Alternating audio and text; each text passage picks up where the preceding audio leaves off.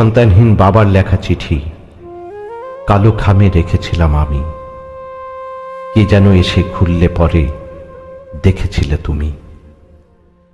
খুলে চিঠি পড়লে পরে মনটা ভারী হয়। চিঠির ভাষা অনেক করুণ, হৃদয় ছুঁয়ে যায়। বাবার হৃদয়ে চাপা কষ্ট, দেখতে যত হৃষ্টপুষ্ট, ভিতরটা ছারখার। অসাধারণ একখানা কাব্য, কষ্টের কথা লেখা ছিল তার। চিঠিখানা পড়ছে যিনি, গড়িয়েছে চোখের পানি, চোয়াল ভিজে যায়। হাজার ফোঁটা রক্তের সৃষ্টি, এক ফোঁটা অশ্রু হয়। ঝরছে অশ্রু, কাঁদছে বাবা, নির্বাক চিত্ত তার। যার ব্যথা সেই বোঝে, কষ্টটা যার যার। এ দুনিয়ায় কেউ কারো নয়, বলেছিল গুরুজন। আপন হতে চেয়েছি অনেক, কেউ নয় আপনজন।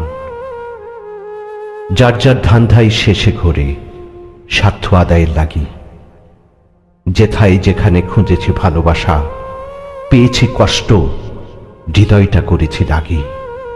কষ্টে কষ্টে হৃদয়খানা করেছি কালো, নীল কষ্ট নাহি।